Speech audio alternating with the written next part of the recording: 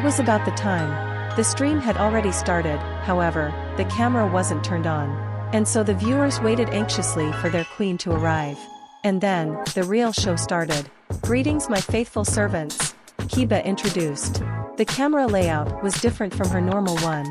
This time it was more panned out, and farther away, although the reason for this was obvious, as instead of just showing Kiba and perhaps one other person, this time there were 9. Izuku, Kiba, Fu, Sansan, Yonda, Shiroku, Kei, Otoko and Netsu were all sitting at one of the big tables in the cafeteria. Izuku having a computer in front of him, showing that he was the one setting up and controlling the stream. Izuku was also wearing a green and purple cloak. One that he had Shiroku make for him, that allowed him to hide his face. Oh my god, it's the whole family. Wait, it's not the whole family, there are a few missing. Where is Kai? Who cares? So many cute kids. Who is that guy in the cloak? A servant? Maybe an older brother? Maybe he's the mysterious caretaker? Nah, he looks too young. Maybe he's just short. You think caretaker is that big guy in the cloak? The guy that looks like he's made of moss? I don't know. Why is one of them on fire? Why wouldn't one of them be on fire? As you all know, today is the family Q&A I have been preparing for quite some time. Kiba announced, before motioning out towards her family. As such, I have gathered as much as my family as I could. Unfortunately, some are rather averse to the camera, and will not be joining us. But, I did manage to finally convince Caretaker to show himself. Kiba pointed at Izuku. My servants, this man is Caretaker. The one who made all of this possible. Feel grateful for his time. It is precious after all. Wait, that is Caretaker. He's so small. He looks like a teenager. I can't see his face. Not what I was expecting. Big things come in small packages. I'm going to assume you didn't mean that in a perverted sense. Alien Queen, hey guys. It's me, Mina. Can't wait for the questions. Hey. Izuku timidly introduced himself. Thank you all for watching Kiba streams. She takes a lot of pride in her viewership. And yeah, I am a bit young. Caretaker's age doesn't really matter. So let's not waste time discussing it. Kiba dismissed. Now to introduce you to my siblings. Kiba motioned towards Fu, Sansan, and Shiroku. You all should already be familiar with these 3. My right hand Fu and Kyosei. My arch-rival Sansan, and my other rival Shiroku. Please stop calling me that. Shiroku sighed in annoyance. Just because I'm strong, doesn't mean I want to fight. It wasn't that Shiroku was averse to fighting. She would if she felt like it. But because of her strength, Kiba viewed her as a rival. And would challenge her to contests and fights, far more often than she cared for. Noted and ignored. Now allow me to introduce those who you all may be less familiar. Kiba announced. Hi, I'm Kesaki. But don't call me that. Call me Kei. Don't make that, me snake. Kei giggled. Everyone but Izuku and Netsu proceeded to groan at her terrible joke. Even Otoko. And while Izuku was holding in a groan, Netsu was giggling a bit. Ha, me snake. Oh god no. Oh no, she puns. Why have I been hurt in such a way? It wasn't that bad. Yes, it was. Her snakes are so cute. Oh, my turn. I'm Netsu. My quirk is flame dominance. It lets me control fire. And I'm gonna be the #1 hero. Netsu said with enthusiasm. It's like a little Endeavor. But happy. If he's happy then he's not like Endeavor. Sorry, little one, but that position belongs to Lady Kiba. Ha, we'll see about that. Kiba smirked at Netsu, who smirked back. You two, behave, Izuku told the 2 of them, causing them to settle back down. Oh man, Daddy stepped in. I still can't believe he's their dad. Alien Queen, me neither. Froppy, it's pretty hard to believe. Why yeah, Izuku sighed, before looking over to Yonda and Otoko. Kiba, shouldn't you introduce them? Oh, right. Thank you, Caretaker. Kiba quickly cleared her throat. Those 2 are Yonda and Otoko. They're mute, kind of. Otoko is fully mute, but Yonda can speak telepathically. Unfortunately, you can't hear it over a camera, so Caretaker will be telling you what she's saying. And since Otoko can't speak, Yonda will use her mind-reading ability to speak for him, which Caretaker will then say out loud. Wow, sounds complicated. Does that boy even have a mouth? That thing is a kid. He's so tall. What a cute girl. Now it's time to introduce the last person who will be joining us. Kiba said Caretaker. Izuku nodded and started pressing a few keys on the computer. Then, in the corner of the screen, another screen popped up, showing a camera feed of Kai in his room. "Kai, you're on," Izuku said into the laptop's microphone. "I am. Hello everyone," Kai greeted. Kai, he is here. I guess he would have been a bit too big to be with everyone else. Big boy, biggest boy. Kai was a bit too big to be with us, so caretaker came up with this idea, Kiba explained. "Once again, remember to give him your thanks. There's really no need." Izuku blushed under his hood. "Thank you, caretaker. Thank oh great caretaker for delivering this unto us. Red Riot, thanks, bro. Alien Queen, thanks Midori. Uravity, yes there is a need." Izuku blushed even more and hid his face even more. "Now, this has gone on long enough. Let us move on to the questions," Kiba announced impatiently. "Now, naturally I will not be able to answer all your questions.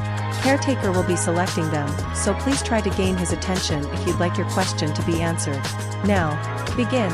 Immediately after Kiba said that, questions started flooding in, and Izuku was having a hard time keeping up with everything.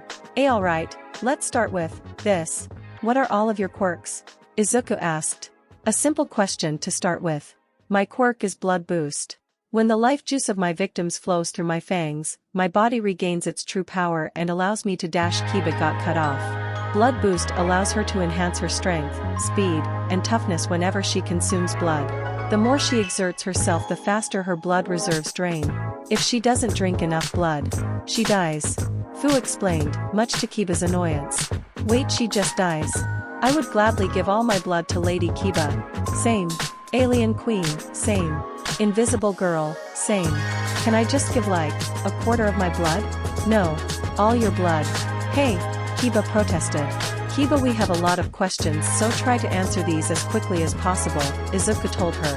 Kiba folded her arms and pouted. Fine. My quirk lets me regenerate from any injury, so long as I've eaten enough meat. If I'm low on meat, then I'll go into a zombie-like rampage, and try to eat any meat I see. Fu explained. Including human meat. Oh wow, he really is a zombie. Oh, so that's why he's dangerous. At first, I didn't think a regeneration quirk was all that problematic, but the problem isn't the regeneration, it's the eating people part.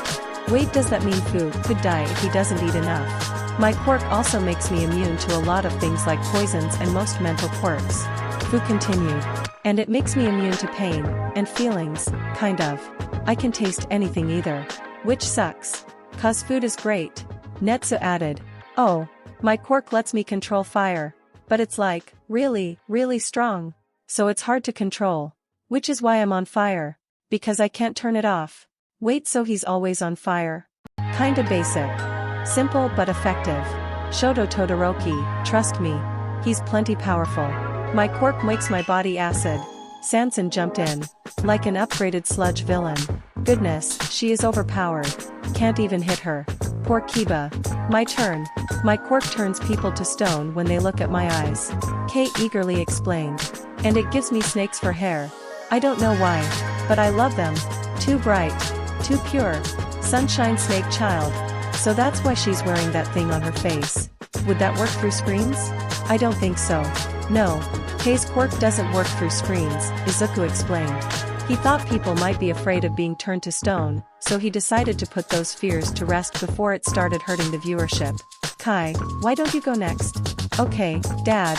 My quirk makes me, Kai explained simply. Well, that was quick. To be fair, it's pretty easy to figure out what his quirk is. Don't forget about the poison blood. Fu reminded him.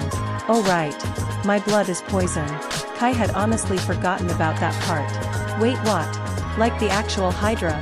I'll go next. My quirk is Spider Queen. It gives me all the abilities of a spider, and it lets me command spiders. Shiroku explained, allowing a spider to crawl up her arm to demonstrate. She really is Muffet. Insert spider dance. Spider Girl.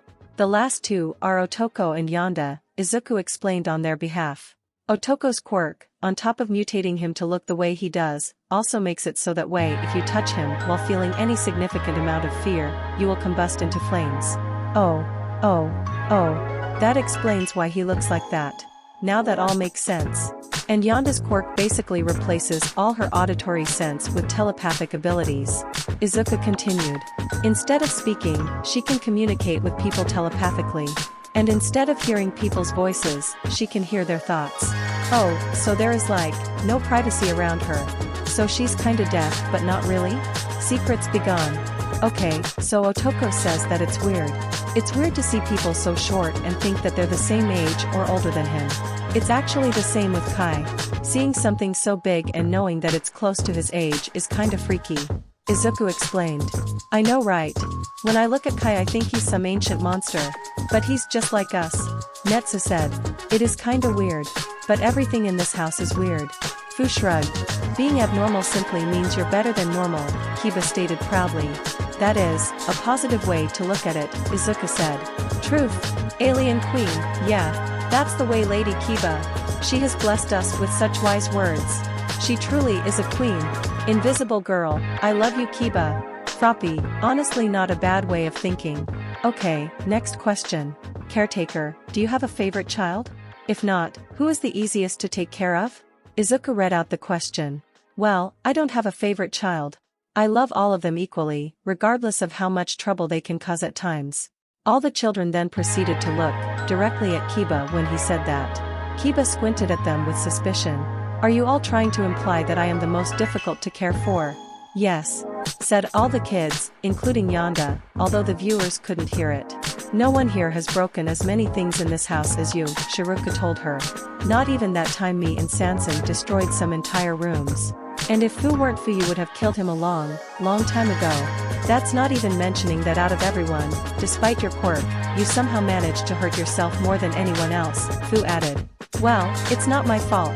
My power is just so immense that sometimes I can't control it, and things like that happen. Kiba defended herself. All the kids gave her looks that showed they weren't buying it, and so Izuka decided to step in. I haven't really thought of who is easiest to take care of, Izuka said out loud. I'd have to say, Yami. Most of the others can occasionally cause issues with their quirks, but he's actually been nothing but helpful. What about Eri? Kei asked with a cute head tilt. Well, I love Eri, but Izuka knew Eri was watching. And so he didn't want to say, she could accidentally kill me if I'm not careful while helping her train her quirk. Her quirk can be somewhat difficult to handle at times.